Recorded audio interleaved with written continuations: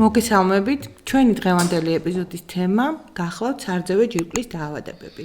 სარძევე ჯირკვლის დაავადებები, განსაკუთრებით კი სარძევე ჯირკვლის კიბო ძალიან გავრცელებულია ჩვენს მოსახლეობაში. მსოფლიო ჯანდაცვის ორგანიზაციის სტატისტიკის მიხედვით, ქალთა მოსახლეობის დაახლოებით 12%-ში გვხვდება ეს დაავადება. ამიტომ ჩვენ დღეს ამ თემაზე სასაუბროდ სტუმრად მოვიწვიეთ ჟორდანიას ინსტიტუტის ექიმი, ონკოლოგი, მამოლოგი, ენდოკრინოლოგი, ონკოქირურგი სოსო სანიკიძე და თქვენს კითხვებს ვუპასუხებთ ამომწურავად. მოგესალმებით ბატონო სოსო, მადლობა რომ მობრძანდით ჩვენთან.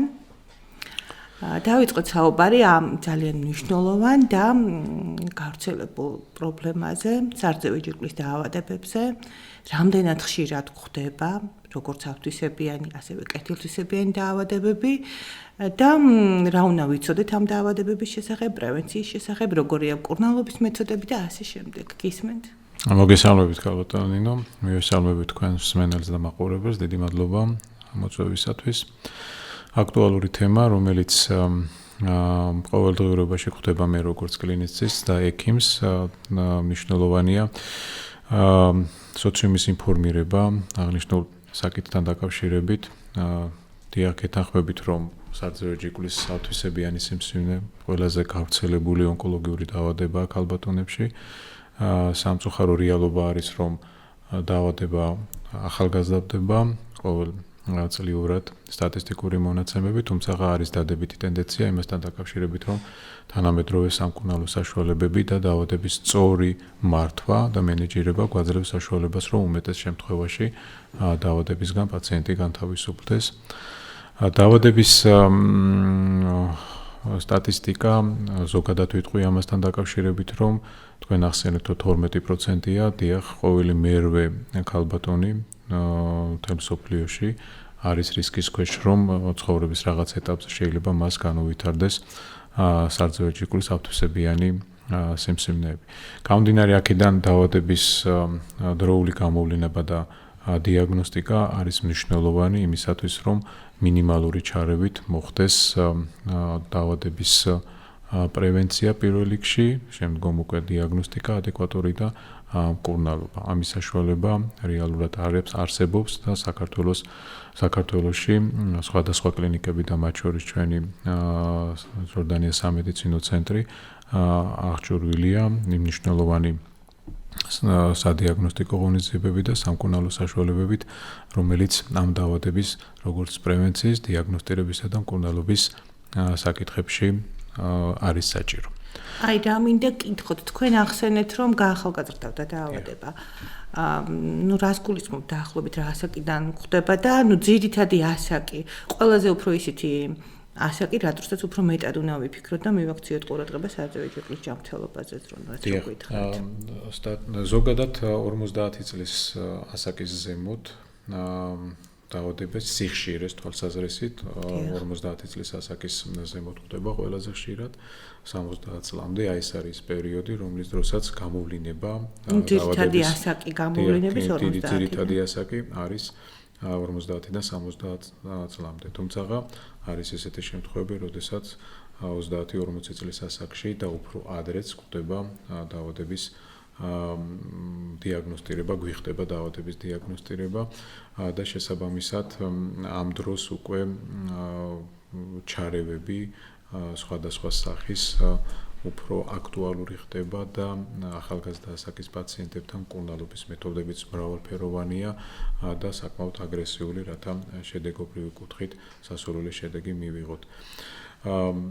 ანუ ახალგაზრდა ასაკში უფრო მეტად აგრესიული ვარიანტი. ახალგაზრდა ასაკში დაავადება უფრო აგრესიული ფორმები გვხვდება.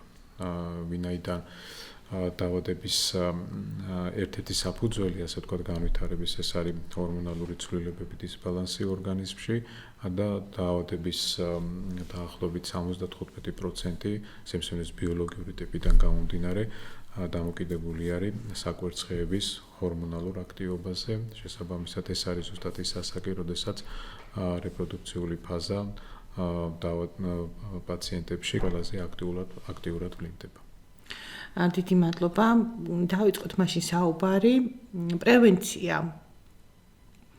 რა უნდა გავაკეთოთ იმისთვის, რომ თავი დავიზღვიოთ უფრო რთული ფორმების ჩამოყალიბებისაგან, ან თავდაპირველ სტადიაზე რომ აღმოვაჩინოთ ეს დაავადება, აი ამ საკითხებთან დაკავშირებით რამდენად მნიშვნელოვანია და რა მეთოდები არსებობს და როგორ მოვიქცეთ და როგორ დავაკვირდეთ ჩვენს ზოგად მდგომარეობას, რომ შემდგომ არ გართულდეს მკურნალობაც. ამ კითხვას უპასუხებ პირველი მნიშვნელოვანი ინფორმაციით, რომელიც ჩემგან პირველად არ ჟღერდება და ჩემი კოლეგებისგან, ეს არის ის, რომ არსებობს უმთავრესი ადრეული დიაგნოსტირების საშუალება, ეს არის თვითგასინჯვა და არსებობს დიაგნოსტიკური საშუალებები, ძუძუს კიბოს სკრინინგი, რომელიც გულისხმობს ძალიან მარტივი, მაგრამ ძალიან ინფორმატიული კვლევების ჩატარებას, რომელიც არის ეხოს სარძევე ჯგუფების ულტრაბგერა და მამოგრაფია. 40 წლის ასაკიდან სკრინინგული პროგრამები არის ხელმისაწვდომი და უფასო საქართველოს თითქმის ყველა დიდ რეგიონში არის სკრინინგ ცენტრები, სადაც შესაძლებელია რომ აღნიშნული რუტინული, მაგრამ ძალიან ინფორმატიული გამოკვლევები, ასევე სპეციალისტის კონსულტაცია და განსიჯვა ჩატარდეს. თუმცა სამწუხარო რეალობა ის არის, რომ მიმართვიანობა არის ძალიან დაბალი. ეხლა ბოლო მონაცემებით, რომელიც სკრინინგის ცენტრი ყოველწლიურად აქვეყნებს, დაახლოებით 30%-მდე არის მიმართვიანობა, თუმცა ძალიან მცირეა, თუმცა იყო შემთხვევები, რომელიც იყო 20%-ზე ქვემოთ და შედარებისათვის სკანდინავიის ქვეყნებში ეს მაჩვენებელი არის თითქმის 90% და იქ შესაბამისად არის სახელმწიფო რეგულირება ამასთან დაკავშირებით და ვალდებულება, რომ შესაბამისი ასაკის ქალბატონებმა ჩაიტაროს აღნიშნული პროცედურები. მიუხედავად იმისა, რომ არის ასე ვთქვათ ინფორმაცია, არის გარკვეულწილად რაღაც შიში, ალბათ დავარქვევ ამას სტიგმას, იმასთან დაკავშირებით, რომ ამ გამოკვლევების ჩატარების შემდგომ აუცილებლად რაღაცა პრობლემა უნდა გამოვლინდეს. ეს არის შეცდომა არასწორად მიღებული ინფორმაცია, ვინაიდან კიდე გამეორდები და ვიტყვი, რომ სკრინინგი არის გამოკვლევები, როდესაც ჯანსაღ პოპულაციაში შესაძლებელია გამოვლინდეს საწყისი პათოლოგია, როდესაც ქალბატონი ვერაფერს თვითგასინჯვის შედეგად ვერ სინჯავს, მაგრამ ამ გამოკვლევის შედეგად შეიძლება აღნიშნული გამოვლინდეს და ის არასასურველი, ასე ვთქვათ, განწყობა, რომ რადგანაც სკრინინგი უწევს და უნდა წავიდეს და სკრინინგი არ გულისხმობს იმას, რომ აუცილებლად რაღაცა პრობლემა უნდა გამოვლინდეს, ხო?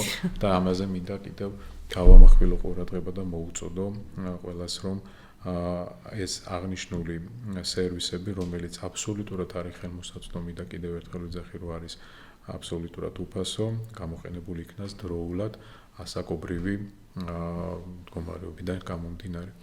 რაც შეეხება მნიშვნელოვანი ფაქტორი კიდევ ეს არის თვითგასინჯვა, რომელიც უნდა იყოს ნაწარმოები სისტემატურად და აქ არის მნიშვნელოვანი რეპროდუქციული ასაკის და მენოპაუზაში მყოფი ქალბატონებისათვის, ანუ რეპროდუქციული ასაკი უნდა განსაზღვროთ, რომ ეს არის ქალბატონი, რომელსაც აქვს მენსტრუალური ციკლი ჩამოყალიბებული, ამ დროს თვითგასინჯვა ყოველთვის მოსახერხებელია და ინფორმატიულია მენსტრუალური ციკლის პირველ ფაზაში, ანუ ეს ნიშნავს, როდესაც მენსტრუალური ციკლი დასრულდება პირველი 1 კვირის 10 დღის განმავლობაში, როდესაც სარძევი ჯგუფის ქსოვილი არის 7 და შესაბამისად გასინჯვა ამ დროს არის უფრო მოსახერხებელი.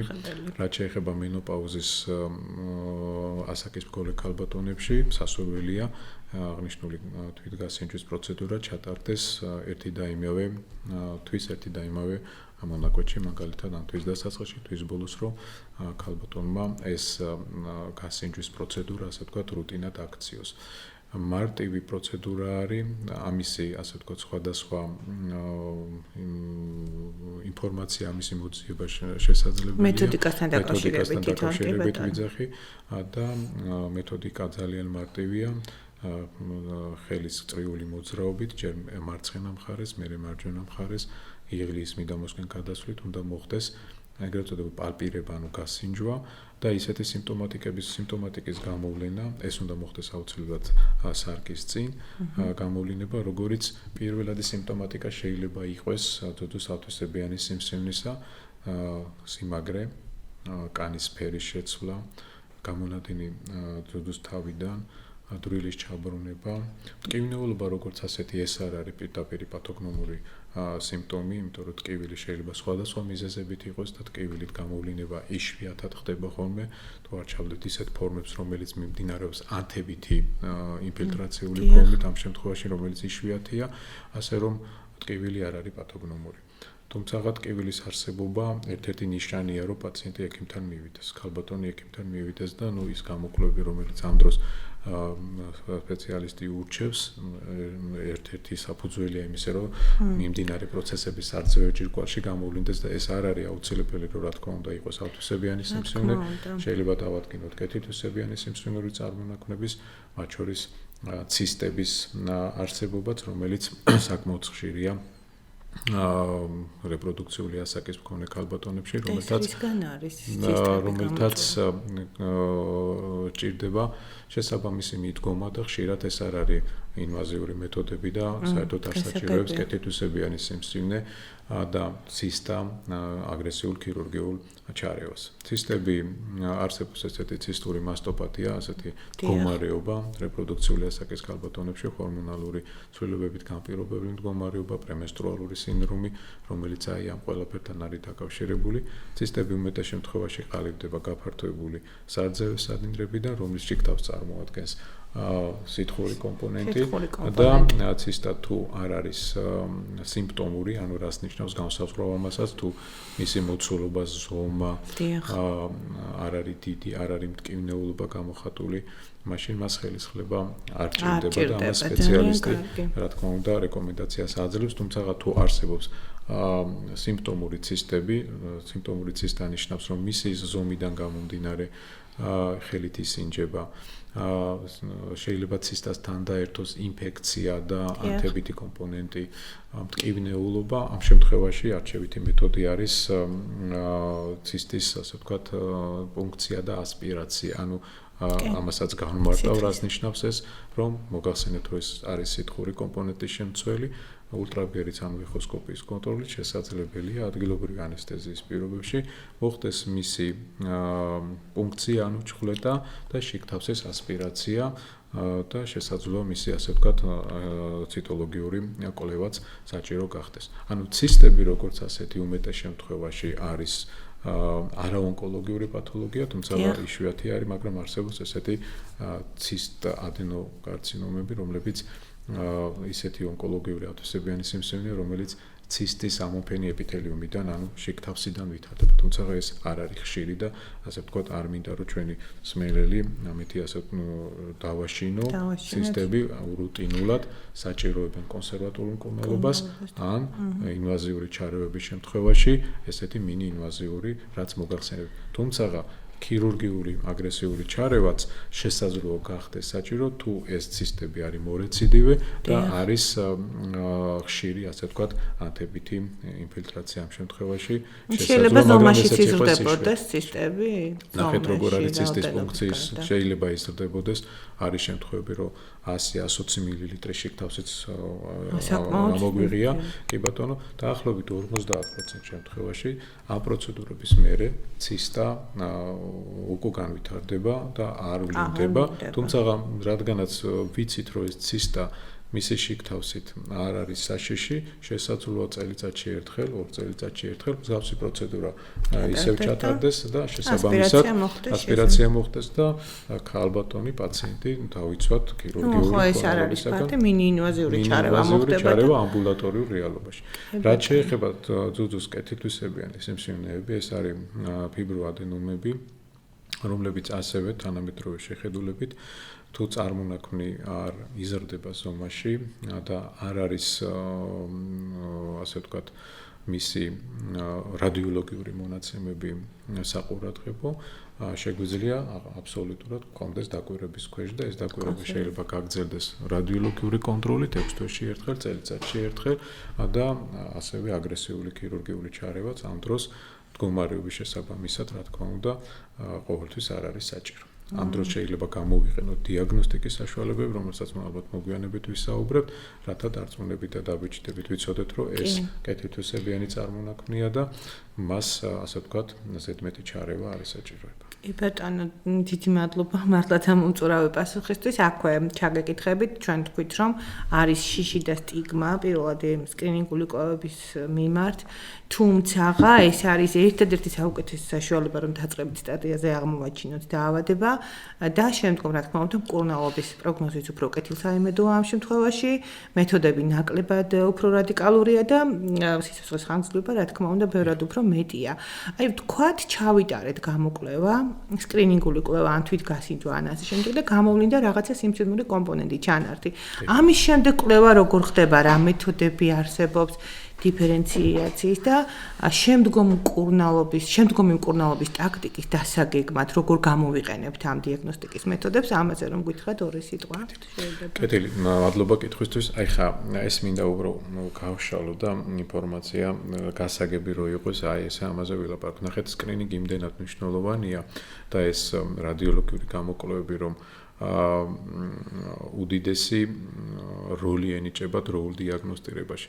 ანუ ესეც არის ის მოცემულობა, რომელიც ჩემი მოგონილი არ არის, რომ როდესაც ქალბატონი ძუძუში წარმონაქვს სინჯავს, ან ლაპარაკი უკვე გავთვისებიან სიმსივნეზე, ის მაშინ რო განვითარებული არ არის. ანუ ნახეთ, ორი პალპირებადი, ანუ გასინჯვადი სიმსივნისათვის დრო რომ ის რაღაც პრობლემა განვითარდა და უკვე პალპირებადი გახდა დაახლოებით 2-დან 5 წლამდეა საჭირო. გამიგეთ.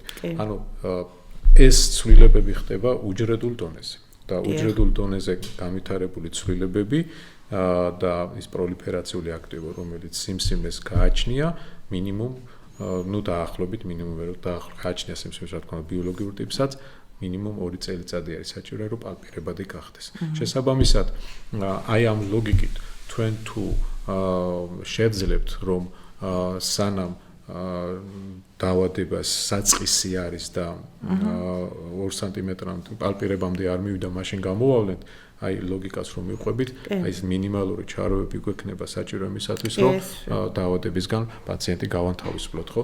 ამიტომ მამოგრაფიას განსაკუთრებულად და რა თქმა უნდა ულტრაბგერით გამოკვლევას აქვს მნიშვნელობა, რომ გამოვავლინოთ არა სიმსივნე უკვე ჩამოყალიბებული, არამედ ისეთი მდგომარეობები, როგორიც არის ძუძუხსოვლის დეზორგანიზაცია და მიკროკალცინატები, რომელიც წარმოადგენს საწყის დაავადების.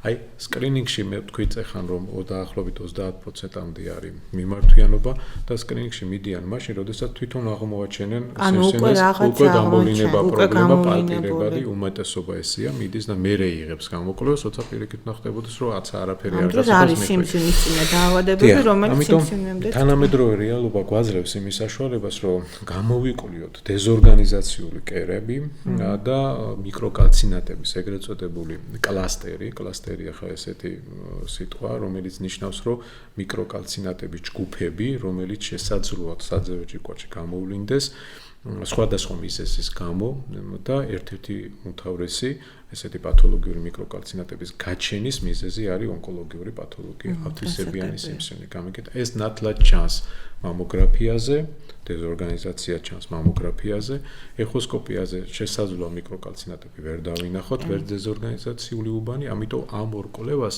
აქვს უდიდესი მნიშვნელობა ერთობლივად და მის ადეკვატურ შეფასებას. გასაგებია ხო?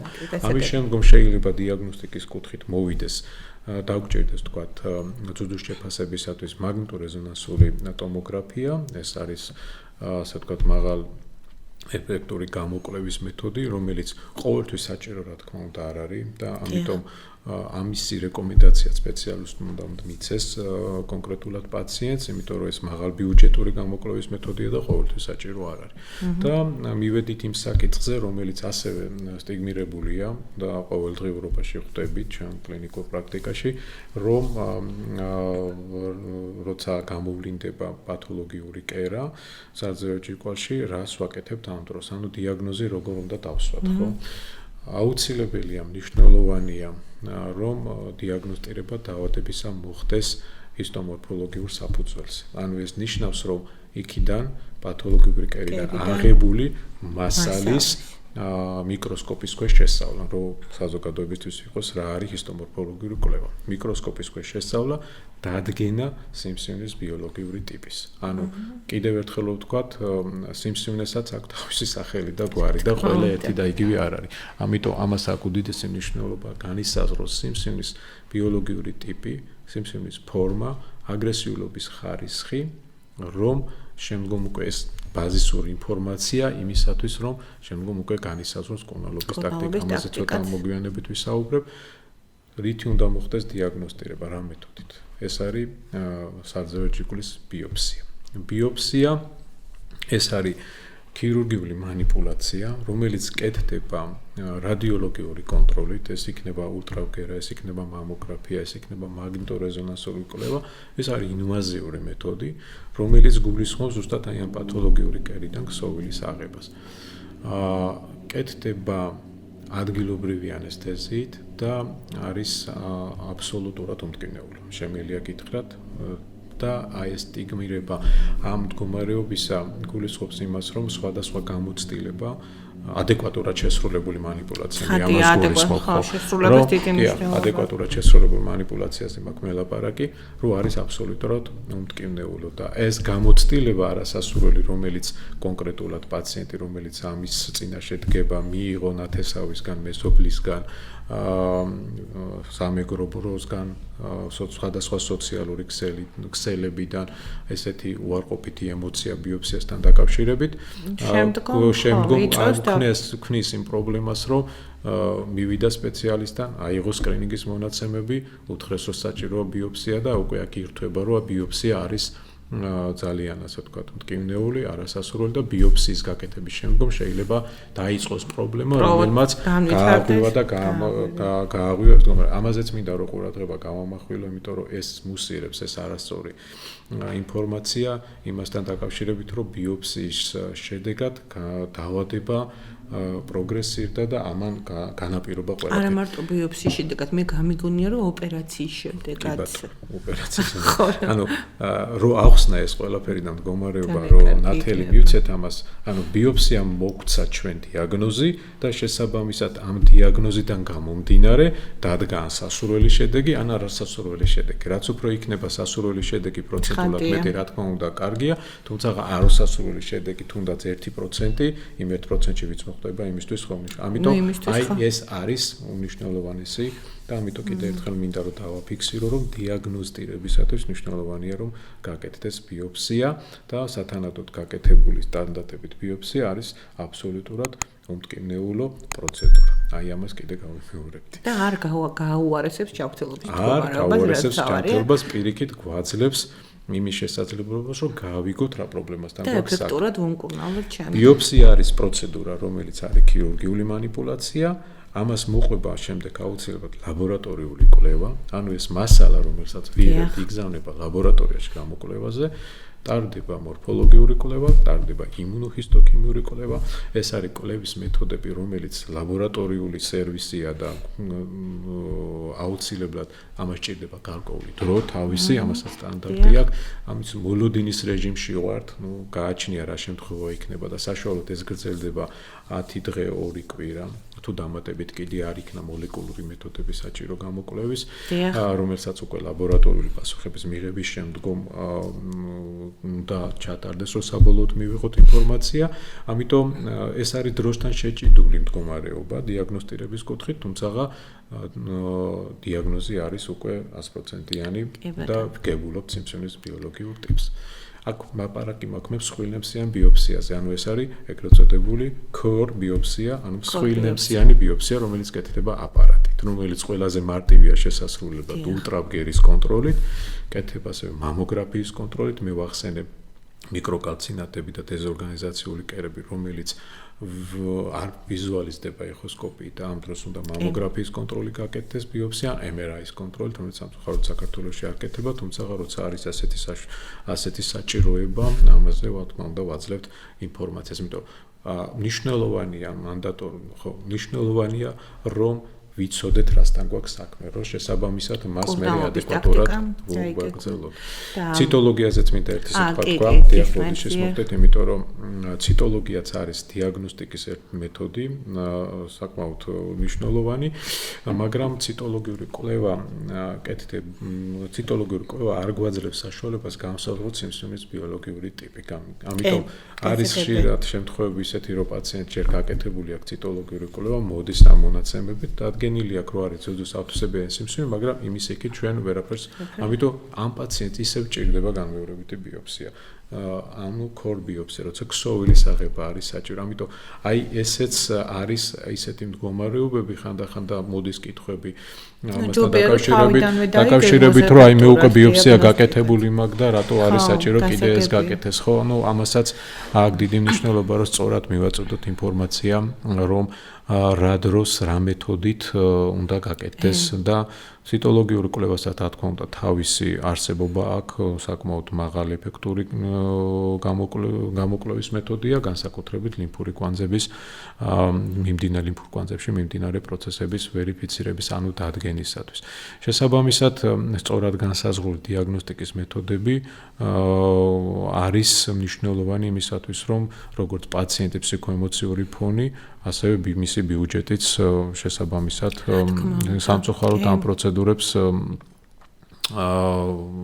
არ ფინანსდება. ამაზეც მე ალბათ არ ფინანსდება, დიაგნოზამდე არ ფინანსდება და უმეტეს შემთხვევაში ეს არის პაციენტის და მისი ოჯახის, ასე ვთქვათ, დამოკიდებული მათ ფინანსურ შესაძლებლობებზე. ამიტომ ეს მნიშვნელოვანია, რომ სწორად მოხდეს ამისი შეფასება თავი. ვისაუბროთ კიდევ აქ მინდა ჩაგეკითხოთ ჩვენს არასამედიცინო საზოგადოებაში ყველაზე დიდი ინტერესის საკითხს წარმოადგენს სტადიები. ანუ სტადიას რის მიხედვით ადგენს ონკოლოგი?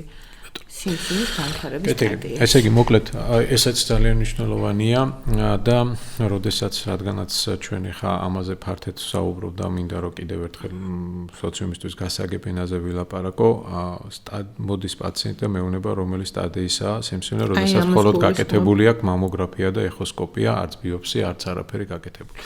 ესე იგი, სტადიურობა, კლინიკური სტადიურობის დადგენისათვის რამოდენიმე მნიშვნელოვანი ფაქტორი არის შეფასება რომ გქონდეს. პირველი ეს არის სიმსივნის ზომა, ანუ რა ზომის არის სიმსივნე განისაზღვრება, არის რეგიონალური ლიმფური კვანძების, ამ შემთხვევაში იღლის, მიდამოს ლიმფური კვანძების მდგომარეობა, ანუ და დაავადების გავრცელება. ესე იგი, ეს სამი ფაქტორი განსაზღვრავს სტადიურობას. სიმსივნის ზომა დგინდება გამოკვლევებით, მამოგრაფია, ეხოსკოპია, რეგიონალური ლიმფური კვანძების მდგომარეობაც, შეფასებაც კეთდება ამ აღნიშნული გამოკვლევებით ან დამატებითი გამოკვლევებით, რომელსაც ახლა ვისაუბრებ და მნიშვნელოვანი არის სტადიურობისათვის დადგენა დაავადება ლოკალურია თუ გენერალიზებული. ანუ ეს რას ნიშნავს? ლოკალურია, როდესაც კონკრეტულად სიმსივნე არის სარძევე ჯირკვალში და რეგიონში, იღლის, მიდამოში და გენერალიზებულია, როდესაც უკვე სიმსივნე არის სხვა ორგანოში გავრცელებული. რა არის მეტასტაზი? მოდი ამასაც ვილაპარაკო. მეტასტაზი ეს არის უბრალო ენაზე კიდე ახსნი შევეცდები, ძირითადი სიმსივნიდან მოწყვეტილი უჯრედი, რომელიც ლიმფოგენური გზით შეიძლება მოხდეს ლიმფურ კვანძებში იღლიაში და იქ განავითაროს მსგავსი პროცესი. სხვა ახალი სიმსივნური კერა ან ჰემატოგენური, ანუ სისხლის გზით მოხვდეს სხვა ორგანოებში, მაგალითად ფილტვებში, ღვიძლში, თავის ტვინში, ძვლებში და ასე შემდეგ. გასაგებია ხო? კი, გასაგებია. ამიტომ ეს ნიშნავს, რომ უკვე დაავადება არის გენერალიზებული და აქ უკვე სვანკურნალობის მეთოდები მოდის. შესაბამისად, ეს რომ ჩვენ დავადგინოთ, დაავადება ლოკალურია, ხოლო სარძევე ჯირკვალში რაზომის არის და ამისათვის უნდა ჩავატაროთ გამოკვლევები, როგორიც არის კომპიუტერული ტომოგრაფია, სამივე სისტემის კონტრასტით, საჭიროების შემთხვევაში მაგნიტორეზონანსული კვლევა კონტრასტით, საჭიროების შემთხვევაში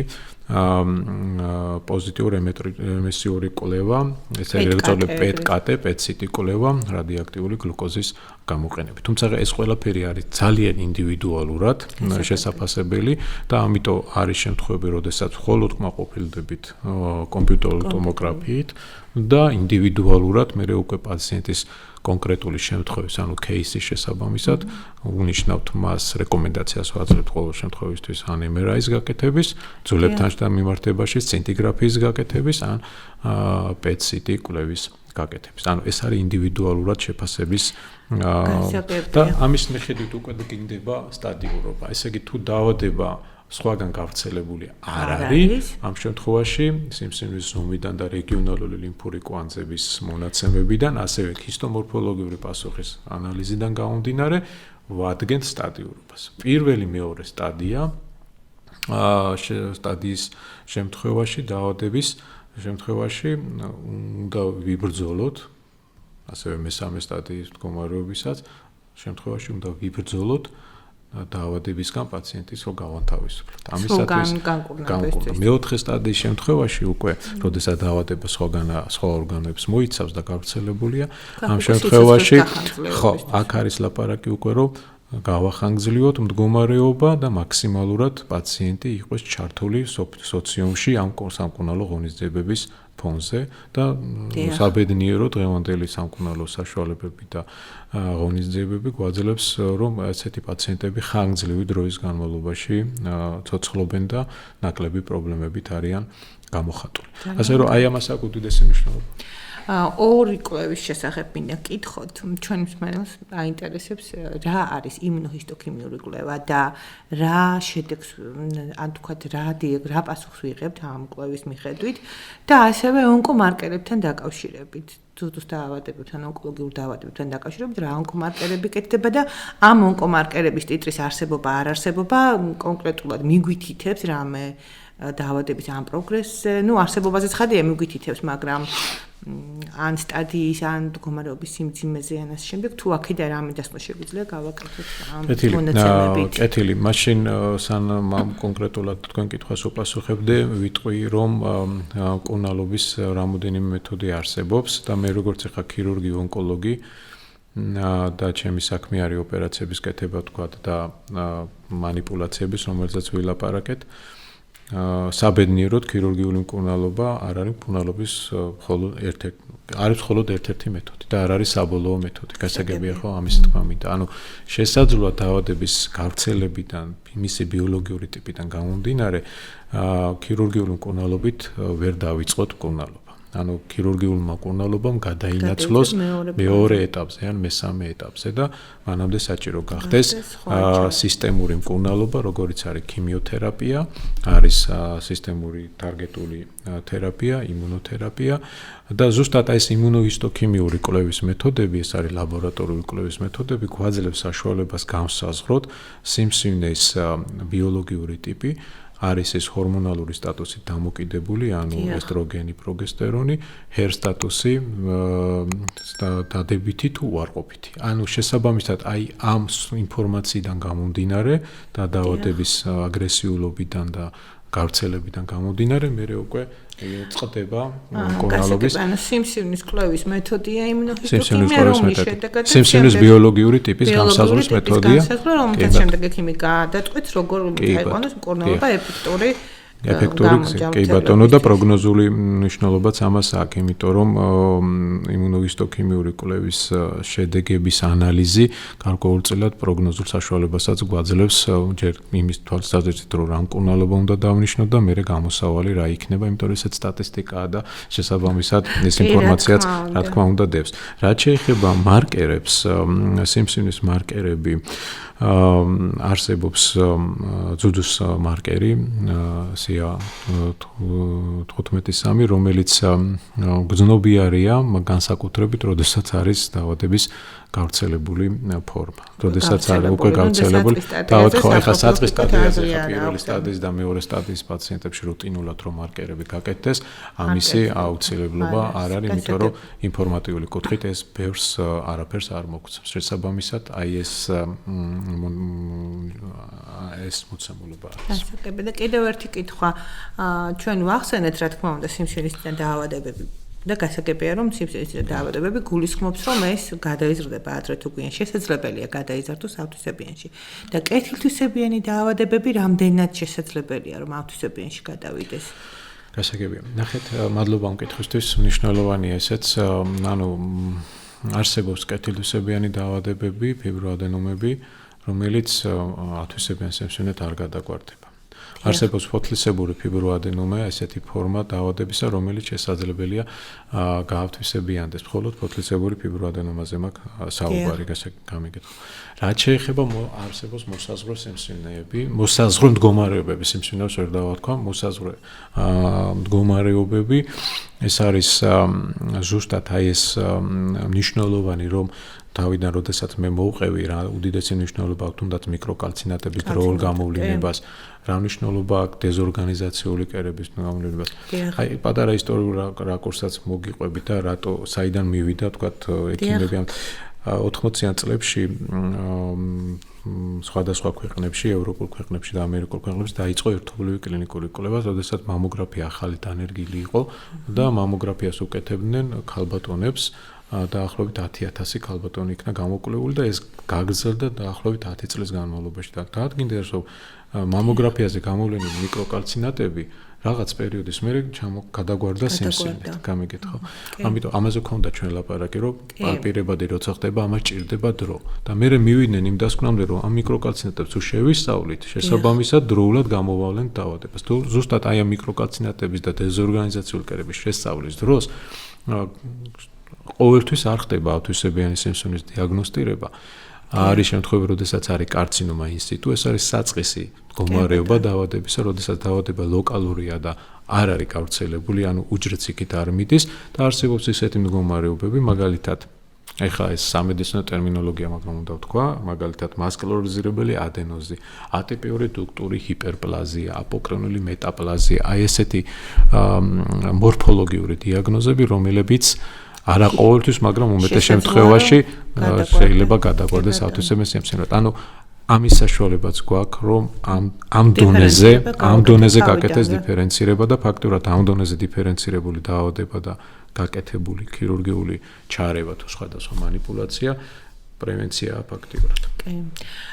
კიდევ რამინდა კითხოთ გენეტიკურ წინასწარ განწყობას, რამდენად აქვს მნიშვნელობა შემდგომი ონკოლოგიური დაავადებების განვითარებაში და თუ არის რაიმე ტესტი, რომელიც წინასწარ განგვისაზღვრავს, ანუ თუ არის რაიმე ტესტი, რომელსაც ჩვენ გავიკეთოთ და ჩვენი წინასწარი გენეტიკური განწყობა განსაზღვროთ, გვაქვს თუ არა რისკი, რომ ჩამოგვიყალიბდეს ათვისებიანი დაავადება. დიახ, მადლობა კითხვისთვის კიდევ ერთხელ, ისე ძალიან აქტუალური თემა არის და რაც უფრო წინ მიდის მედიცინა და ტექნოლოგიები, მით უფრო ახალ ინფორმაცია მოდის ამასთან დაკავშირებით, რომ დუდუს კიბოს განვითარებას გარკვეულწილად და ეს საკმაოდ მაღალი პროცენტი 1/4 შემთხვევაში აქვს გენეტიკური წინასწარ განწყობა. საკმაოდ მაღალია. მეც და ჩემ კოლეგებსაც ყავს ახლა მეც მიმდინარე ოჯახები, რომელთაც დედას და ორ შვილს სამდას მაგალითად აქვს ათვისებიანი სიმსივნის დიაგნოზი სხვადასხვა ასაკში დადგენილი, ხო? ამიტომ პირდაპირი ხაზი არის დედის ხაზი. დედა, ბებია, დეიდა შვილი, აი ეს ხაზი გენეტიკური არის მნიშვნელოვანი. ამიტომ, როდესაც პირველადად მოდის პაციენტი კონსულტაციაზე, აქვს რაიმე პრობლემა, მას ყოველთვის ვეუბნებით გარდა იმისა, რომ ვეკითხებით მენსტრუალური ციკლის დაწყება, ძუძუთიკვება, ორსულობა, მშობიარობა, მენოპაუზაში რა ასაკში დადგა, ანუ ამას ძალიან დიდი მნიშვნელობა აქვს, როდესაც რიგი დარღვევები ვლინდება ორგანიზმში პოსტპუბერტატული პერიოდიდან, ანუ როცა განვითარებაში უკვე რეპროდუქციულ ასაკში გადადის პაციენტი, იქ გამოვლენილი ცვლილებებს გადამწყვეტი მნიშვნელობა აქვს და რისკ ფაქტორები ყოველთვის მატულობს. მათ შორის არის გენეტიკური წინასწარ განწყობაც, ანუ ეს ერთ-ერთი უმთავრესი კითხვაა, რომ გენეტიკურად როგორი დატვირთული ოჯახური ანამნეზი აქვს. ეს არ არის მარტო სარძევი ჯირკვლის ათვისებიანი სიმსივნეები, ზოგადად და განსაკუთრებით სარძევი ჯირკვლისა და საკვერცხეების ათვისებიანი სიმსივნეები გენურად შეჭიდული არიან ერთმანეთთან და ამისი ასე ვთქვათ განსაზღვრა შესაძლებელი არის გენეტიკური მუტაციური ტესტებით, რომელიც საქართველოშიც კეთდება უკვე და ამ ოჯახური ანამნეზის მქონე პაციენტებში რეკომენდირებულია პირდაპირ რომ განხორციელდეს აღნიშნული ტესტირება, რომ განსაზღვრო და შეაფასო რისკი დაავადების განვითარების ან კვლავ დაბრუნების უკვე არსებული დიაგნოზის შემთხვევაში და ამ დროს სამწუხაროდ არის ესეთი რეკომენდაციაც ალბათ ქირურგულ მკურნალობაზე კიდევ ვისაუბრებთ რომ სარძევე ჯირკვლის ქსოვილი ანუ მთლიანად მოცილდეს ორივე მხარეს და ამავდროულად გააჩნია სიმსივნის ბიოლოგიურ ტიპს და აგრესიულობის ხარისხს შესაძლებელია დაჭირდეს საკვერცხეების ქირურგიული გზით ამოღებაც. აქ ლაპარაკი არ არის ჰორმონალურად დადებითი სიმსივნეების შემთხვევაში, იმიტომ რომ ეს უკვე თანამედროვე, ასე ვთქვათ, კლინიკურ კვლევებზე და მტკიცებით მედიცინაზე დამყარებული მსჯელობა და ინფორმაცია არის. რაც შეეხება დავიწყე და იმასაც დავასრულებ, ბარემ იმ რისკ ფაქტორებს, ასე ვთქვათ, ეს არის ორსულობის არქონა ანამნეზში.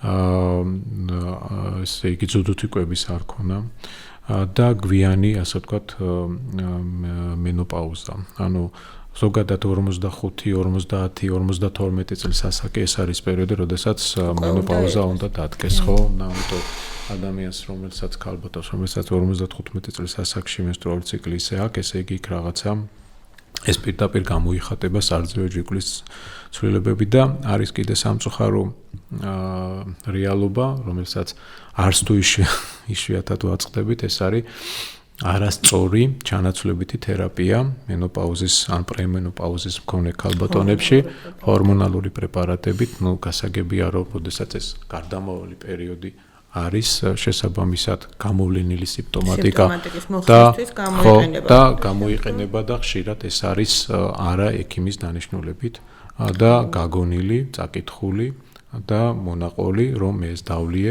და ამიტომ პირდაპირ ვიწერია ჩვენ ეგრეთ გაიდლაინებში როდესაც ვსაუბრობთ რომ როდესაც ჩანაცვლები თერაპია გრძელდება 2 წელიწადზე მეტი დროის განმავლობაში რისკები მატულობს ძუძუს ათვისებიანი სიმსივნის განვითარების. ამიტომ ყოლია სამწუხაროდ პაციენტი რომელიც 60 წლის ასაკში აქვს მენსტრუალური ციკლი მედიკამენტოზურად, ეს ხო არ არის. ანუ წარმოუდგენელია. შესაბამისად, ეს ინფორმაციაც არის მნიშვნელოვანი, რომ თუ ამისი დანიშნულება სამედიცინო ჩვენებით არის, სამკურნალო ნიშნით, ხო, უნდა დანიშნოს ექიმმა, გინეკოლოგმა, ამ შემთხვევაში რეპროდუქტოლოგმა და მისი, ასე ვთქვათ, შემდგომი მოხსნა, დოზის ცვლილება და მენეჯირება უნდა გაკეთდეს ასევე სპეციალისტის მიერ. ანუ ეს ასე ვთქვათ, ხელოვნურად შექმნილი რისკები, რომელიც სამწუხაროდ იწვევს რიგ შემთხვევაში ათვისებიანი სიმსივნეების განვითარებას. და ეს ზოგადი ფაქტორები, რაც კიდე არის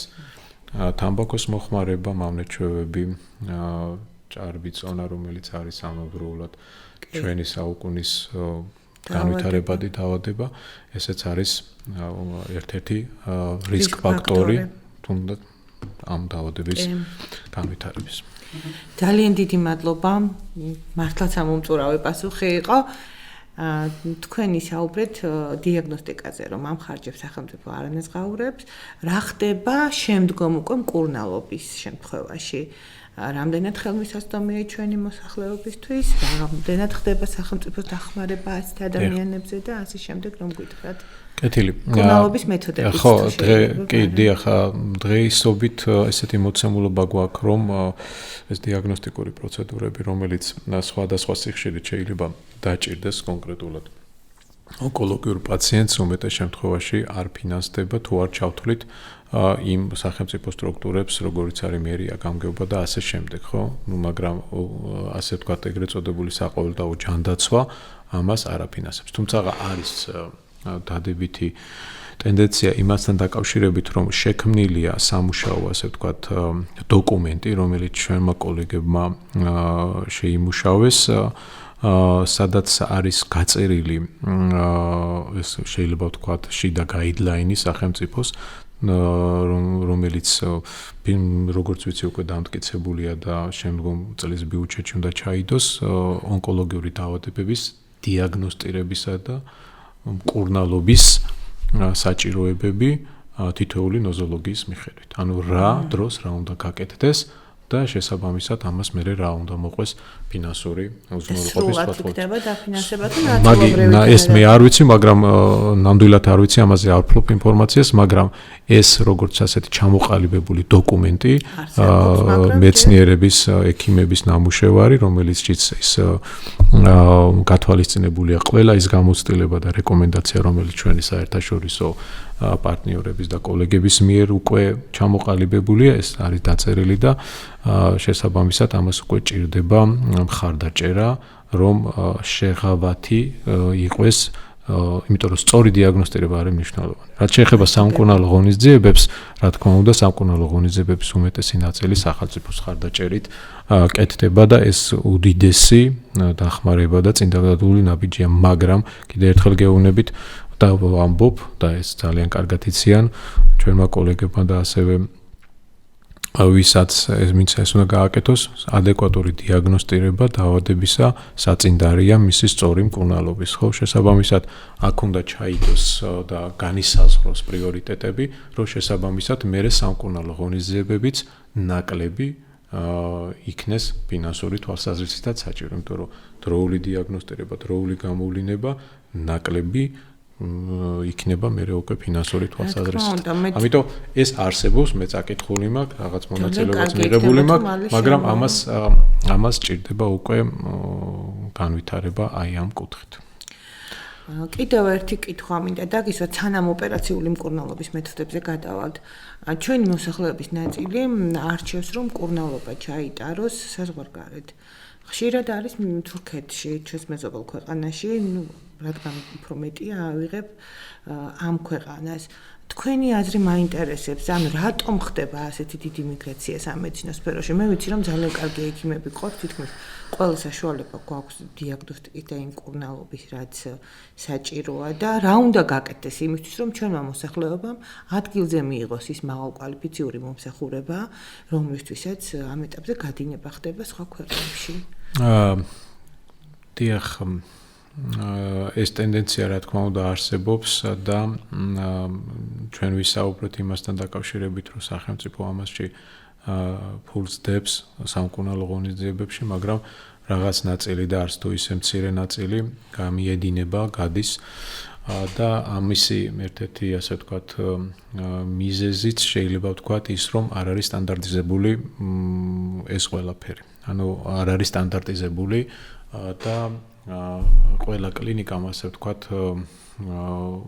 თუ იმ სტანდარტებით მოხდება დიაგნოსტირება და მკურნალობა, რომელიც მოწოდებული არის, შესაბამისად უფრო ნაკლები იქნება, იმიტომ რომ ჩვენ რეალობაში ესე ხდება, ეხლა ყოველდღიურად ხვდებით, პაციენტი შეიძლება მოვიდეს შენთან უკვე ნაყოფია რამოდენიმე სპეციალისტთან. აბსოლუტურად შეიძლება სხვადასხვა ინფორმაცია მიიღოს და შესაბამისად მე უკვე დაბნეულია რა უნდა გააკეთოს ერთ სიტყვის მეორეს მესამეს და შესაბამისად უკვე ცდილობს რომ ალტერნატიული აზრი მოისმინოს და ალტერნატიული აზრის მოსმენის საფუძველზე ხდება ამისი მე შემიძლია აი თამამად თქვა რომ საქართველოს რეალობაში არს ჩვენთან ძუძუს ავთვისებიანი სიმსივნის როგორც დიაგნოსტირება ასევე მკურნალობა აბსოლუტურად არის შესაძლებელი იმ სტანდარტით რომელიც არის მოწოდებული იქ არის რიგი მცირედი ასე ვთქვათ საკითხები სუფთა ტექნიკური რომლის მოგვარებაც აბსოლუტურად არის შესაძლებელი მაგრამ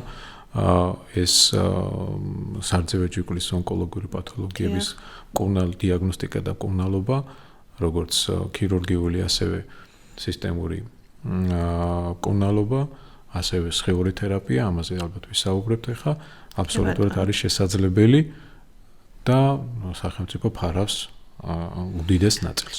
ამიტომ აი ეს არის ჩემი გადმოსახედიდან ამ კლინიკური გამოცდილებიდან რაც არის ეს არის სტანდარტიზაციის ნაკლებობა და შესაბამისად ინფორმაციის სწორი მიწოდება სწორი კომუნიკაცია ჩვენს პაციენტებთან, ჩვენს მოსახლეობასთან. სწორი კომუნიკაცია, რომელიც შესაბამისად განაპირობებს უკვე ნდობას. ნდობას. კი ბატონო, აბსოლუტურად გეთანხმებით, მინდა ჩემი აზრით გითხრათ. იმ სტიგმების მოშლას, რომელიც არის რაც ვისაუბრეთ ჩვენ სკრინინგთან დაკავშირებით და ბიოპსიებთან დაკავშირებით, ხო, ეს არის? კი, აბსოლუტურად ზუსტად მასე ვფიქრობ მე და იმედი მაქვს, რომ ამ რომელიც თქვენ ახსენეთ, ამ ახალ გაიდლაინებთან ერთად ეს ყველა პრობლემები მოგვარდება და ბევრი ადამიანი შეძლებს კვალიფიციური მომსახურება მიიღოს ადგილზე სრული ნდობით ჩვენს პროფესიონალ ექიმებთან. მკურნალობის მეთოდებს რაც შეეხება. დიახ. მკურნალობის მეთოდები ესე იგი მე ზოგადად ალბათ განპირობებულია თვითონ სიმსივნის განვითარების სტადიაზე, ასე ვთქვათ, შემადგენელზე და ასე შემდეგ. მკურნალობის მეთოდებზე დიახ, მე ვარ ქირურგი ონკოლოგი, კიდევ ერთხელ გეუბნებით, აი აქ რაც მინდა ეხლა რომ ძალიან კიდევ მნიშვნელოვანია რომ ონკოლოგიური დაავადების მენეჯმენტი ანუ მკურნალობა არის მულტიდისციპლინური, რაც ნიშნავს, რომ მონაწილეობას იღებს რამოდენიმე ექიმისგან შექმნილი ბორდი, კონსილიუმი, ანუ ჯგუფი ექიმებისა, უფრო მარტივად რო გასაგები იყოს, რომელიც ყველა თავის თქმას აკეთებს და შესაბამისად მე ეს ინფორმაცია იკრიბება და გადაწყვეტილება იქნება მიღებული. ეს არის თქვა ქირურგი ონკოლოგი, არის კლინიკური ონკოლოგი, არის მორფოლოგი, არის რადიოლოგი, არის ბირთვული მედიცინის სხიური თერაპევტი. ანუ ყველას აქვს თავისი სფერო აქტიურობის, მუშაობის, მაგრამ გადაწყვეტილება ერთიანად უნდა მოხდეს მიღება, როგორ მოხდეს მენეჯერება შესაბამისად პროცესს. ამიტომ ინფორმაციის მოპოვება, რაც აქამდე ჩვენ ვისაუბრეთ, და ამისი მერე გაანალიზება და ამისი შეფასება არის მნიშვნელოვანი და მერე ამისი პაციენტამდე მიტანა. აი ეს არის სტანდარტიზაციის პრობლემა, რომელიც გიწევს მერე იმას, რასაც ჩვენ წეხან ვისაუბრეთ, ხო? ამიტომ აი ეს ყველაფერი, როდესაც დიაგნოსტირების და მკურნალობის პროცესი განისაზღვრება და პაციენტს მიეწოდება, ეს ყველაფერი მარტივია მასთან ურთიერთობა. არის ერთი სტიგმა კიდე, რომ პაციენტს არ უნდა უთხრა დიაგნოზი. პაციენტს დიაგნოზი უნდა უთხრა, რა თქმა უნდა, იმიტომ რომ მას ეს ყველაფერი გაანალიზებული უნდა კონდეს და უნდა კონდეს წარმოდგენა იმაზე, რა არის საჭირო, იმიტომ რომ ეს არის დროსთან შეჭიდული მდგომარეობა, რომელიც არ არსებობს ერთი კონკრეტული მეთოდი, რომ ათვისებიანი სიმსივნე დაამარცხოს. ეს არის მეთოდების კომბინაცია, რომელშიც სხვადასხვა ექიმები მონაწილეობენ და მათ შორის უდიდესი მნიშვნელობა აქვს კლინიკურ ონკოლოგს, რომელიც არის თერაპიული ჯგუფის ექიმი, ონკოლოგი, რომელიც მართავს პაციენტს დიაგნოზის დასმიდან ჩათვალოთ გამოჯანმრთელებამდე ან სიცოცხლის ბოლომდე. ქირურგი ონკოლოგი მე ამ კონკრეტულ შემთხვევაში ვარ მხოლოდ ერთი ეტაპი, რა თქმა უნდა არსად არ გავდივართ, ჩვენც მონაწილეობთ, მაგრამ აქტიური ქირურგიული ჩარევები, манипуляციის დონეზე და ოპერაციების დონეზე შემოიფარგლება და მე არის კლინიკური ონკოლოგი. ანუ არსებობს ოპერაცია, მკურნალობის მეთოდი, ქირურგიული მკურნალობა, არის სისტემური ქიმიოთერაპია, თარგეტული თერაპია, არის სხიური თერაპია, არის ენდოკრინული თერაპია, ანუ ჰორმონალურად დადებითი სიმსივნეების შემთხვევაში ხანგრძლივი დროით გამოყენება ტაბლეტირებული ფორმის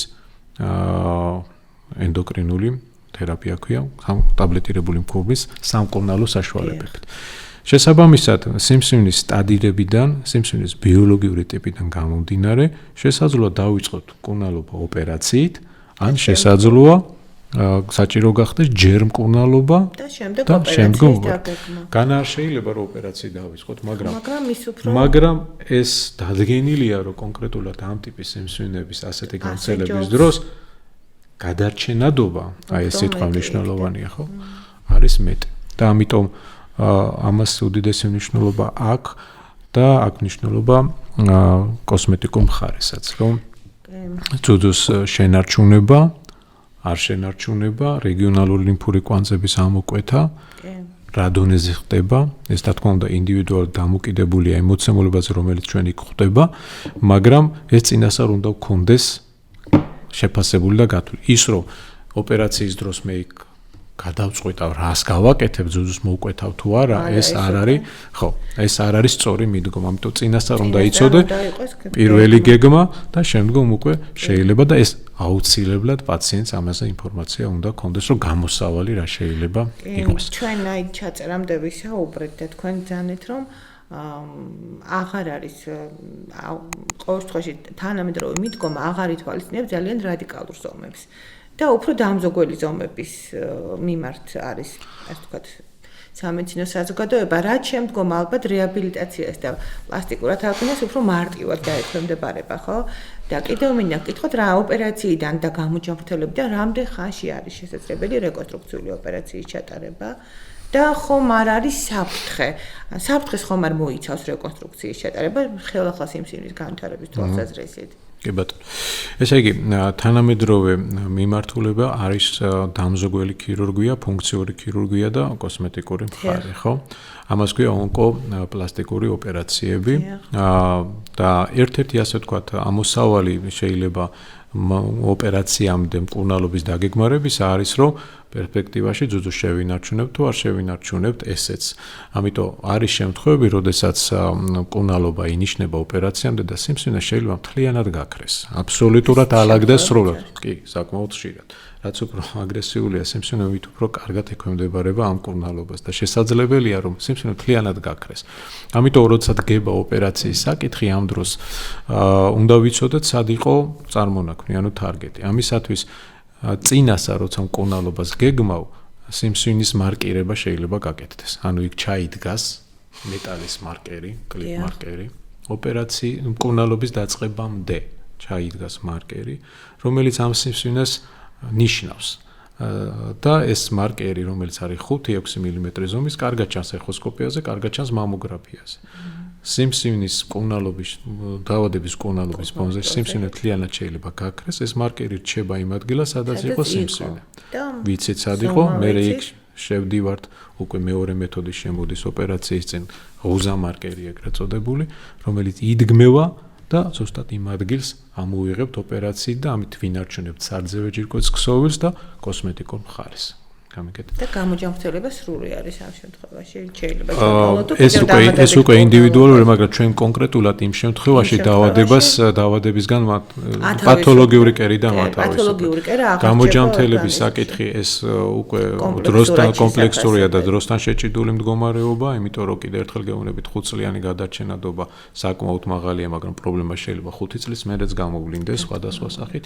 ამიტომ აი ამას მნიშვნელობა ჩვენ კონკრეტულად შედეგის კუთხით, რომ დაავადება სიმსივნეც ამოვიღეთ, ძუძუს შევინარჩუნეთ, რეგიონალური ლიმფური კვანძები შევაფასეთ ინტრაოპერაციულად, ეგრეთ წოდებული მოდარაჯე საგუშაგო ლიმფური კვანძების შეფასება. მე ვთქვი დიაგნოსტირების დროს, რომ მეტასტაზი რა არის, რომ ლიმფის გზით მიდის ლიმფურ კვანძში, ხო? ლიმფურ კვანძში. თუ უახლოესი ლიმფური კვანძი დაზიანებული არ არის, დაავადება ზემოთ გავრცელებული არ არის. ამის შესაბამისად ლიმფადენექტომია, ანუ ლიმფური კვანძების მასიური ამოღება, რომელიც იწვევს კიდევ პრობლემებს, ხელის შეშუპება, მგრძნობელობის დაქვეითება, ფუნქციური აქტიური ლიმფედემა ქვია ამას და ამისი თავიდან აცილება შესაძლებელია თუ ადეკვატურად პრეოპერაციულად შევაფასებთ ლიმფურ კვანძებს, მეთილენის ლურჯს ვიყენებთ, რადიოაქტიული ნივთიერებების სამწუხაროდ საქართველოში არ ხდება, იმიტომ რომ ვერ ვაწარმოებთ და ვერ ვიყენებთ, თუმცა ესეც ძალიან აბსოლუტურად მაღალ ეფექტურია და თუ დაზიანება არ არის ლიმფოდისექცია არ კეთდება, თუ დაზიანება არის ერთ ლიმფურ კვანძში, ან ორ ლიმფურ კვანძში მაკრო-მიკრო მეტასტაზის სახით, მაშინაც არ ვაკეთებთ მასიურ ლიმფოდისექციას, ესე ძალიან ინდივიდუალური და შეფასება უნდა მოხდეს, ვინაიდან ჩვენ გვაქვს დამატებით სამკურნალო საშუალება, ეს არის სხეული თერაპია, რომელიც ლოკალურად კიდევ მდგომარეობას მკურნალობის კუთხით ეფექტურობას ზრდის. ამიტომ ფუნქციური კოსმეტიკური მხარე. სამწუხაროდ არის ესეთი შემთხვევები, როდესაც ძუძუს ქსოვილის შენარჩუნება ვერ ხდება. ანუ ეს დამოკიდებულია ძუძუს სიმსივნის ზომაზე, ძუძუს ზომაზეც, მოცულობაზეც, იმიტომ რომ იმას რო ამოკვეთავ მასივი უნდა კონდეს იმითი რომ კოსმეტიკური მხარე შენარჩუნდეს. სამწუხაროდ გვიწევს რიგ შემთხვევებში რომ ძუძუს ქსოვილი მოშორდეს ან მთლიანად, ან გაკეთდეს კანქვეშა მასტექტომიები, რომ ასე შენახული იქნას კანი, ძუძუს თავი, არეოლა და გაკეთდეს ან ერთმომენტიანი პლასტიკა, ან გადავადებული რეკონსტრუქცია მკურნალობის დასრულების შემდგომ. თავარი აქია დაახლოებით. ზოგადად შესაძლებელია მკურნალობის დასრულებიდან სრული კურსი ვიძახი მე აქ არ არის მარტო ოპერაცია, ზოგადად სისტემური მკურნალობა, სხეული თერაპია 6 თვის მერე შესაძლებელია ეს გაკეთდეს, იმიტომ რომ თავარი აქ რომ არ დაირღოს ონკოლოგიური პრინციპები დაავადების. რომ რეკონსტრუქცია ერთმომენტიანი ძალიან კარგია, ფსიქოემოციური ფონი ძალიან კარგია, მაგრამ შეიძლება რეკონსტრუქციულ ქირურგიასაც თავისი გვერდითი მოვლენები, შესაძლო გართულებები მოყოს და ონკოლოგიური პრინციპების გადაავადდეს ან მკურნალობა. ამიტომ ეს ინდივიდუალურად შესაძლებელი მდგომარეობაა და რეკონსტრუქციული პლასტიკურ ქირურგიას იმდენი იმხელა რესურსი და საშუალება აქვს, რომ ამ 7 პერიოდში თუ ერთმომენტიანი პლასტიკა ვერ გაკეთდება, აბსოლუტურად შესაძლებელია აღდგენა, რეკონსტრუქცია, საკუთარი ქსოვილით, იმპლანტით, ან კომბინაციით, უფრო მეტად კომბინაციით, რომ სოციუმში ადეკვატურად დაბრუნდეს ქალი. ძალიან კარგი, 6 თვე ძალიან კარგი ვადაა, ვფიქრობ, ჩვენი ქალბატონები მოხარულები იქნებიან, ის ჭირდება და ვინც ამას მოისმენს. რაც შეეხება სხიურ თერაპიას, რამდენად მავნე შეიძლება იყოს, იმ დადებით თვისებებთან ერთად, რაც სიმსივნის მკურნალობაში გამოიყენება, მავნე შეიძლება იყოს ორგანიზმისთვის, თქვათ, სხიური თერაპია. სხვა ორგანოებს ხომ არ დააზიანებს ან დიახ, ესე იგი, არ არსებობს მეთოდი არც ერთი, რომელსაც არ ქონდეს გვერდითი მოვლენა. ან შესაძლო გართულება, ხო? ასეთი იდეალური არც ერთი სამკურნალო ღონისძიება და საშუალება არც მედიკამენტი არ არსებობს. ამიტომ ეხლა მე არა ვარ ამის სპეციალისტი, რა თქმა უნდა, თუმცა ყავს უამრავი პაციენტი, რომელსაც ვამისამართებთ, იქიდან გვიბრუნდება, დაიხვეწა ძალიან საშუალებები და თბილისში რამოდენიმე დიდი ცენტრია, რომელიც ამას ფლობს. ასევე არის ქუთაისში, ასევე არის ბათუმში. ამიტომ ეს ხელმისაწვდომობა ნამდვილად არის ამისი და რიგი უნიშნელო გართულებებიდან დაწყებული არის გართულებები ისეთი, რომელიც შეიძლება ორგანოების გარკვეული, გარდამავალი ფუნქციური პრობლემები გამოიწვიოს. ძირითადად ეს არის კანის პრობლემები, კანის დამწრობის სახით, თუმცა ამისი მოვლაც ძალიან დახვეწილია და ხშირ შემთხვევაში და უმეტეს შემთხვევაში მნიშვნელოვანი გართულებების გარეშე მიმდინარეობს ეს ყველაფერი. ძალიან დიდი მადლობა. მე ვფიქრობ, რომ ძალიან კარგი ინტერვიუ გამოგვივიდა. ძალიან კარგად ამომწურავად უპასუხეთ ჩვენი მსმენელის შეკითხვებს. დიდი მადლობა, რომ მოგზავნით. ჩვენი შემდეგი თემა იქნება უროლოგიური პათოლოგიების შეკითხვებს ველოდებით კომენტარებში. დიდი მადლობა, რომ გვიყურეთ. დაგემშვიდობებით.